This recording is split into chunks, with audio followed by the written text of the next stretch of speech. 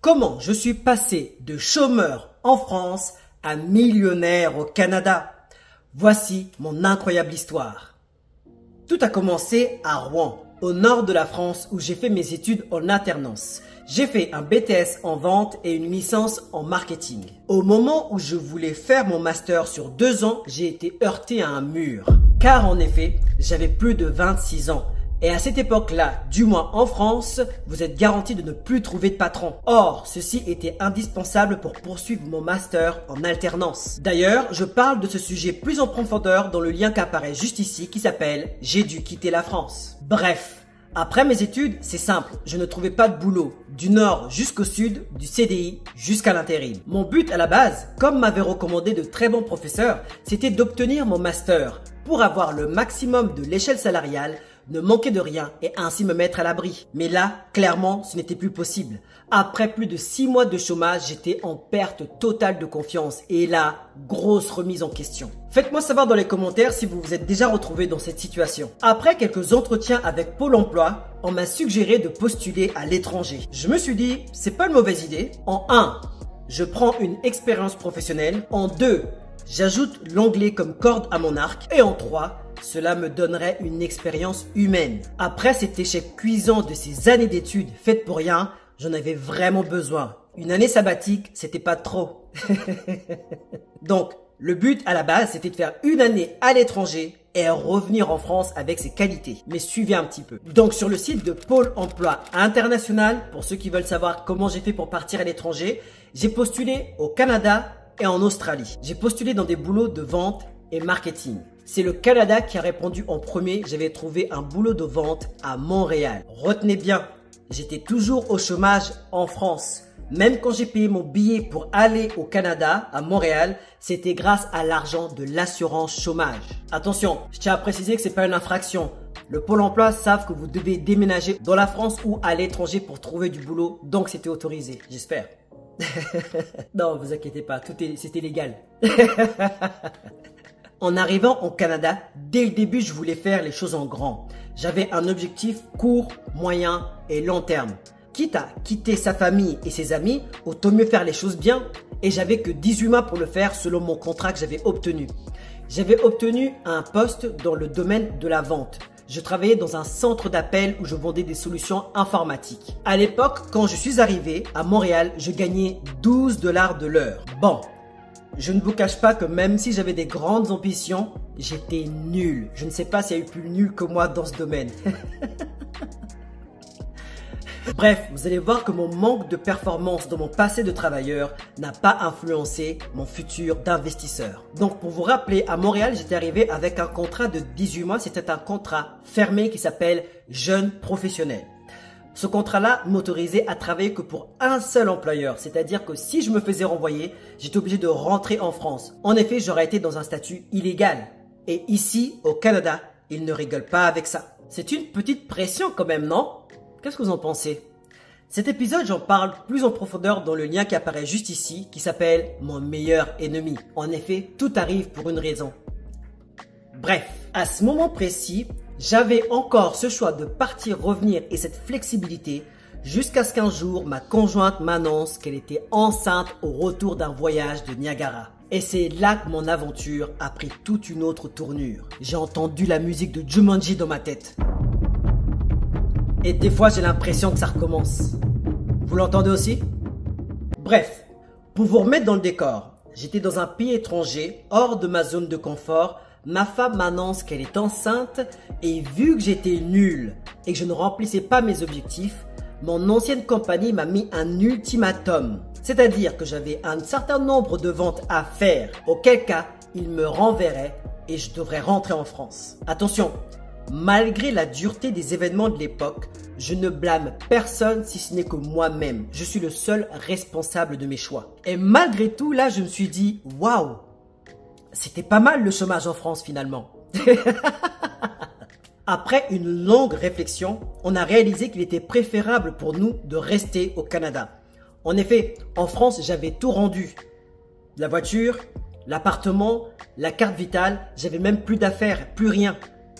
Il fallait tout recommencer.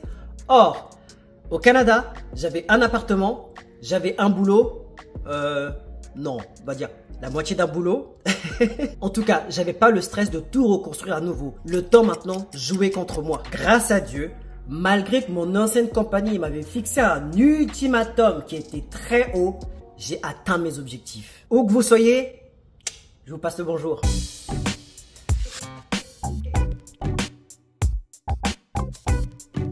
Bref, après 1 an et demi dans cette compagnie, mon contrat s'est terminé et ma fille était née. Yeah! Mais j'avais plus de boulot. Oh!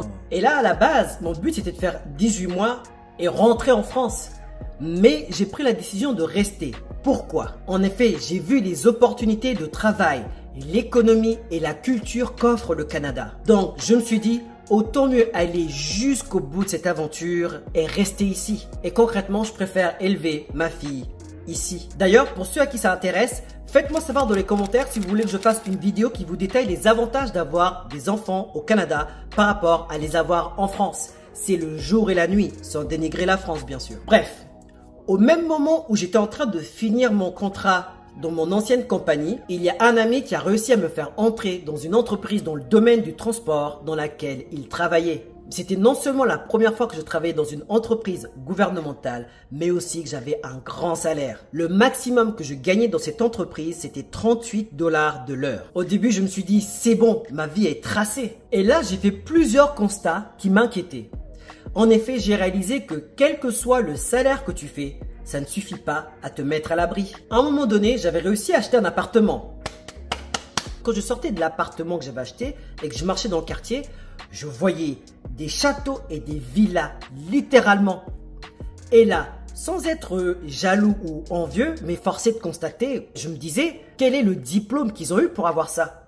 Parce que moi, en effet, j'ai fait un BTS et une licence. Ok, j'ai pas eu mon master. Mais quel est ce diplôme qui permet d'accéder à ça? C'est une grosse différence. Très bien. Maintenant, au niveau du boulot, moi, j'estimais que je gagnais bien ma vie. Je gagnais très bien ma vie. Mais je ne pouvais pas acheter ça avec mon salaire. Et là, je me disais aussi, mais très bien, mais quel est le boulot qu'ils font qu'on aille tous le faire? Vous voyez, en fait, c'est mon mindset. Quand je vois quelqu'un faire quelque chose, je me dis, s'il l'a fait, je peux le faire. Et quand je vois que j'ai cravaché très fort dans un endroit pour avoir quelque chose au niveau du diplôme ou du boulot, et je vois que quelqu'un a un résultat différent, je me dis, ok, là, il faut que je me remette en question. Il faut que je cherche qu'est-ce qui s'est passé. Parce que c'est là qu'il faut qu'on se pose des vraies questions. Pourquoi des personnes ont tout et d'autres personnes moins? Pour tous ceux qui ont moins, travaillent des fois beaucoup plus. Est-ce que ça a quelque chose à voir avec le travail? On continue l'histoire. Et là, j'ai eu une grosse remise en question sur tous les principes qu'on nous a enseignés, sur l'argent, les études, le travail, etc. Les personnes qui habitaient dans ces villas, dans ces châteaux, je me suis rendu compte qu'ils étaient soit médecins, comptables, dentistes, investisseurs. D'accord? Médecin, dentiste, comptable, c'est pas pour moi. En revanche, investisseur, ça c'est quelque chose qui m'intéresse. Par rapport à mon boulot, j'ai très bien vu que j'avais des limites. Un salaire n'est pas fait pour vous rendre riche. Notez-le bien. Allez au travail. Quel que soit le salaire que vous faites, je vous mets tous au défi. Écrivez-moi dans les commentaires. Quel que soit le salaire que vous faites, manquez 1 ou 2 mois de travail qui ne paraît pas énorme et vous allez voir la différence que ça fait. C'est là qu'on se rend compte qu'un salaire n'est pas fait pour vous rendre riche.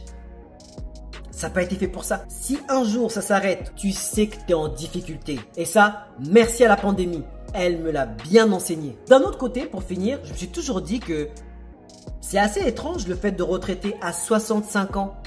On va me laisser profiter quand je suis déjà fini si on a la chance de vivre jusqu'à 65 ans. C'est à ce moment-là que j'ai décidé de me lancer dans l'immobilier. Mais la manière que je me suis lancé, c'était un peu par hasard, comme le lien qui l'indique ici.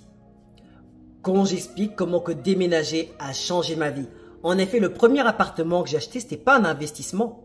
C'était là où je voulais habiter avec ma famille, tout simplement. Suivez bien, ici, c'est exactement dans cette étape-là que je suis devenu millionnaire. Vous avez bien vu que j'avais un appartement à Toronto. Très bien. Figurez-vous que de Toronto, j'ai déménagé pour aller à Ottawa. En déménageant, je n'ai pas revendu l'appartement à Toronto. Ce que j'ai fait, c'est que j'ai mis des locataires dedans. Les locataires me payaient un loyer. Ce loyer qui me payait moins les charges que je devais payer pour l'appartement, à la fin de mois, il me restait 50 $ dans mes poches. Ces 50 $, on appelle ça un cash flow. C'est pas le bout du monde, mais c'était déjà ça. En arrivant à Ottawa, 6 mois après, j'ai décidé d'acheter un bloc de 6 appartements à Montréal. Comment j'ai eu l'argent pour acheter ce bloc de 6 appartements? Figurez-vous que j'ai fait un refinancement. Le refinancement, j'en parle en détail dans le lien qui apparaît juste ici. Mais en gros, pour faire simple, la banque m'a redonné 80% de la plus-value que j'avais fait sur l'appartement de Toronto.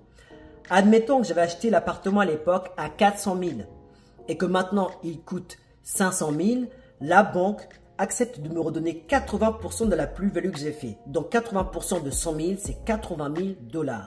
Ce que j'ai fait, c'est que quand j'ai repris cet argent-là, vous pouvez faire ce que vous voulez avec, acheter une voiture, le mettre dans votre compte en banque, partir en voyage, ce que vous voulez. Moi, je me suis servi de cet argent comme mise de fonds pour acheter un bloc de 6 appartements à Montréal. Une fois que j'avais acheté ce bloc de 6 appartements à Montréal, un an après, quand j'ai revendu cet appartement-là, avec cette mise de fonds, j'ai racheté 2 blocs qui totalisent 6 appartements. D'accord? Un an après, devinez ce que j'ai fait? J'ai refinancé ces 2 blocs de 6 appartements pour acheter un autre bloc de 4 appartements. Et là, en tout, ça me faisait 16 appartements. Voici comment je suis devenu millionnaire. Attention, juste pour simplifier, millionnaire, c'est pas le fait d'avoir 1 million dans son compte en banque. Tous les actifs que vous avez, moins les dettes, le résultat, si vous avez 1 million plus, vous êtes millionnaire. C'est comme ça que je suis devenu millionnaire. Et là, je ne me suis pas arrêté. Dans la même année où j'ai acheté mon 4 blocs, j'ai financé 2 appartements en préconstruction au Mexique. Et j'avoue, j'étais chaud. En même temps, ce système de refinancement, bon, encore une fois, c'est pas pour dénigrer la France, mais c'est quelque chose qui se fait plus en Amérique et en Amérique du Nord. Donc, si jamais vous avez la possibilité de racheter sans que ça vienne de votre poche, pourquoi arrêter? Donc, c'est ça la beauté du refinancement et pourquoi je suis devenu millionnaire, c'est que j'ai pu trouver le système qui me permet d'investir sans pour autant sortir de l'argent de ma poche. Mais ce sont les bâtiments qui eux-mêmes refinancent et vont acheter d'autres bâtiments. Est-ce que ça fait du sens? Je pense que oui.